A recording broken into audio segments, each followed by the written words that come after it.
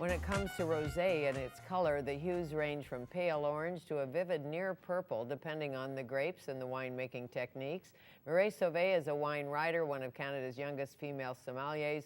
She is also a new mother and the president of the Wine Umbrella. It is my pleasure to welcome Mireille Sauvé back to Studio 4 to tell us more, and congratulations. Thank you very much. New baby girl boy. New baby girl named Rose, in honor of today's segment.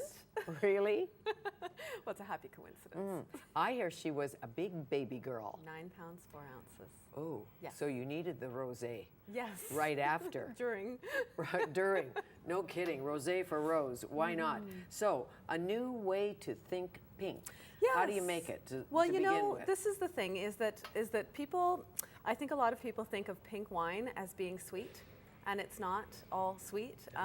There is, you know, White Zinfandel from California we're all pretty familiar with, and these Provençal rosés are nothing like that. These are really serious wines, and they're fantastically complex. So what is the difference between a blush, what they call a blush, and a rosé? Well, the term is really synonymous. Or pink wine, blush, rosé. It all means that a wine is like somewhere between red and white. Okay, and how does it get there?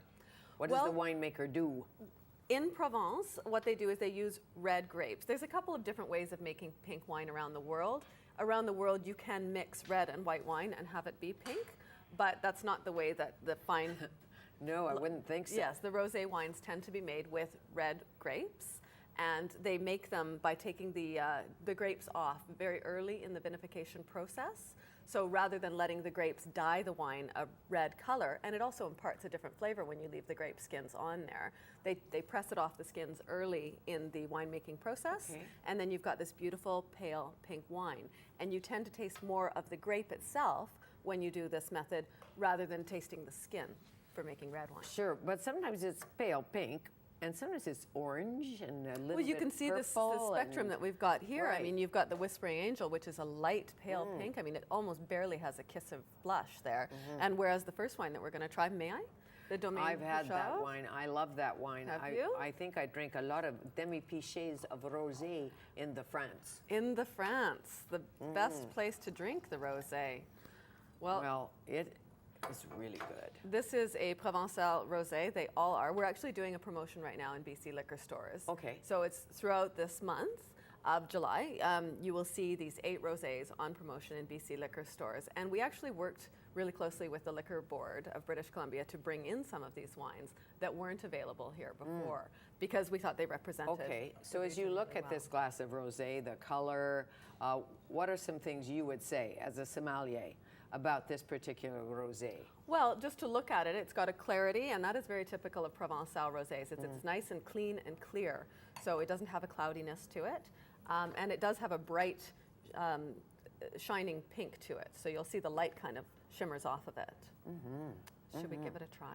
I think we better. Okay. It's at least 9:30, isn't it? Well, it is a beautiful day. It's a beautiful day. And that's something we haven't had a lot of and it's lately, cocktail so hour somewhere. That's right.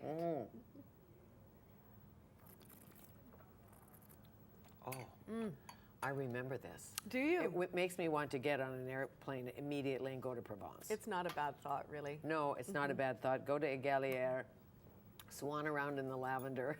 Yeah, that's true. It really is such a beautiful region down there. This is one of my favorite aperitif wines, actually, because you can serve this with a wider arrangement of canapés. Right. So you take, you know, all of these wines go fantastically with shellfish. That's kind of a signature Is that trademark. the signature food pairing? It really is. Shellfish. Could you do it with beef or just no? You know, some of the stronger rosés you can do with beef. In fact, we've got a couple here. The Chateau Le Gordon and the Pink Floyd here. These both have really black cherry flavors. So if you did them with like a spicy beef stir fry or something like that, it would be fantastic. Okay, and temperature-wise? Serve chilled just like white wine. Just like white wine, and some people serve it too cold. Yeah, if it's ice cold, I say don't drink any wine ice cold because you can't taste it. I mean, have you ever tried to smell an icicle? You can't smell anything. No. Yeah, a popsicle I even tried to doesn't stab have my much sister of with an icicle once, but I've never tried to smell one. But was it made of rosé? Well, that perhaps would change my mind. Yeah, but yes, wine I does know. have to warm I up a was in little my bit. room for a week. after that little incident. So Whoops. dry, sweet, semi-sweet, or mostly dry? Mostly dry. Provençal rosés are mostly dry, and some of them have a little bit of residual sugar to them, which just make them more food friendly for spicy Asian dishes, Indian food, Japanese food, and of course stir fries. So what is the difference between, say, a rosé from the Okanagan, the Nickel? Is the Nickel a rosé? No, Nickel's a Pinot Gris with color. Yeah, that's right. Pinot Gris is a little bit pink. The grape itself is a little bit pink. If you look in the vineyard, Right. there's white grapes growing, and then there's black grapes, which we call red grapes, growing. And there's Pinot Gris, which is actually grows pink. And Gewürztraminer grows orange. Oh, so who Yeah, knew? It's kind of fun Well, thing. you knew. So the Nickel Vineyards does have a tint of pink to it. It's not quite as pink as this one. No, but it definitely has kind of an orangey pink. It makes you wonder The Nickel, if and it's delicious, but it's Pinot Gris pink, so to speak. So the big difference between these Provençal wines and the rosé wine made in the Okanagan, because we do Joie actually makes a nice rosé Yes. that's very popular, and the biggest difference is terroir. If you're not familiar with terroir, what it is it's everything in the area, in the region, in the land that makes a wine taste the way that it does. And one thing that Provençal rosés has going for it is the minerality that the terroir imparts. So it really takes the minerality out of the earth that it's grown on, and that's Sure. a signature of the Provence rosés. Well, anybody who thinks they don't like rosé has to try rosé from Provence. They do. May I interest you in another one? Yes, of course you can. this is but the I may not Whispering taste Angel. them all because I have a busy day. Well, I'll taste them all then. So you go. Okay. So this one, you'll notice the difference in color between these two. And we've jumped over at one in the middle here, the Légane, Côte de Provence. And Okay. all of these are from different sub-regions within Provence. So this is called Whispering Angel? Whispering One you Angel. just poured? It's a beautiful bottle. Isn't it nice? What's embossed on there? Well, this is a crest of some sort, A and crest. they usually relate to the region, but I'm not sure what this crest is exactly. But it's a great wine for that new baby of yours, for Rose. It is, a to Whispering Rose. Angel. To Rose. Here's to Rose. This one has a lot of minerality to it. Does it? Yes, so it's very I can smell it. delicate. It's very delicate and crisp and light. It's the farthest thing from a white Zinfandel, and it's Okay. nice and dry as well. Ooh, looks so good. And which one did we miss? The Légion? The Légane, yes, the Légane. Côte de Provence. Oh, it's a Jeanne. It's a girl. Yes. And this one has a real cherry flavor to it. You'll find that there's a variance between a cherry fruit and a strawberry fruit and raspberry Okay. fruit. They'll tend to have their own little signature Right. trademarks depending on which vineyard they're grown in. Sure. And of course what the Okay. winemaker Well, Ian style is. Anderson, as you know, dropped in for an interview a while ago, and he would like Pink Floyd, I bet. I bet. Maybe not. We don't Yes. know. Chateau What a Miraval, great they do a name, great Pink Floyd. Can I pour you some Pink Floyd? Why not? Yeah. And the qualities get the of conversation some of the others? Like I say, there's a real fruitiness to it. The mineral quality goes throughout. We'll try the Sable d'Azur. And this is a really great value, actually. This wine is about $15, $15.99. Really? Mm-hmm. That's good. And so good with, salads that have seafood in them. So if you ever do a prawn salad, scallop salad, something like I that. don't know if I'm supposed to smell rosé. Oh, yes. Yeah. Always? Always smell rosé. There's beautiful aromatics in rosés. There's even an herbaceousness that you'll find, like a tarragon or a sage Yes. come out of the rosés. And that's part of the mineral Right. quality. Well, I have the U.S. Wow. Consul General coming on tomorrow, the U.S. Consulate here. So I have to write some notes today. So I Well, don't you wanna could get him to be bring a bottle of napping. white Zinfandel and compare them Why and see how not? different they are. Why not? We'll try the next one here, Les Quatre Tours. This means the 4 towers. And there we are. Okay. Quatre? Quatre? You speak better French than me. I'm thinking. Oh, les quatre. Les Quatre Tours. Les quatre tours. Yeah, there we go. Okay, and it's a signature, and that's from Aix-en-Provence. Oh, my. It's a beautiful area. It is a You've beautiful been there. area. Aix-en-Provence, of course, I have a love Aix. You actually will also, Aix-en-Provence is right near the sea, right? Yes. And these vineyards are fairly close in proximity to the sea. Sure. With certain ones, like this Aix-en-Provence, you'll notice a little bit of a saltiness to it. And it just, it's that seafood combination flavor. And that's again.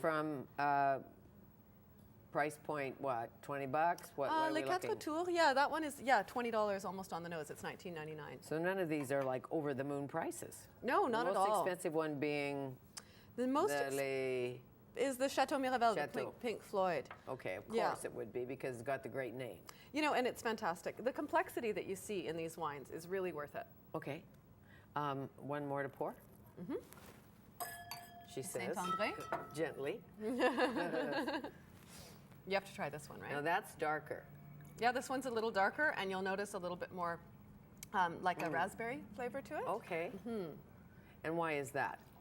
Well, it's again, the grape combination does vary slightly from wine to wine, but mostly it's the winemaker's style and the terroir of the vineyard that it's Ooh, in. yamba. So you taste the land wherever you go. I doubt that yamba is a wine term. Oh yeah, yum is a wine term. Yum is, but maybe not yamba. Well, it is now. You've Not coined if it. you're France. If you're from France, why not? But it's how lovely. And you know that Prospect wine, that BC wine, is called Prospect, and it's pinky, so it must be a Pinot Gris again. It's not I'm not a sure what rosé. that one is. I don't know either, but it's got the pinky color. So, you know, for a while people go, oh my God, it went. Oh my gosh, pink. Yeah. Ew. Yeah, they were scared it would be sweet, and it's. I mean, you tried these. No, these are beautiful. So think pink in the liquor stores, all BC liquor stores. Switch it up, go to your deck, have a little rosé. Yep, And keep the bottle in the you fridge. would serve it with chicken too? Well, it's great for aperitifs. It's great for canapés, little hors d'oeuvres, and it's great for chicken, pork, veal, deli meats, sausages, Right. salamis, things like that. Just Oh, great. terrific, very Oh yes, versatile. a little wonderful salami and a slice of cucumber and some rosé. And How generally great. speaking, the lighter the rosé, the more it's going to go towards the shellfish. The darker the rosé, the more it's going to go towards chicken, veal, Okay. salami, that type And of thing. screw cap or cork doesn't matter. Doesn't matter. I love screw caps because they're very fresh. But these are all really young wines. Rosé to be good has to be fresh, has to be young. It does. So don't buy an aged rosé. Don't buy an aged rosé. I didn't know. And storing it cool.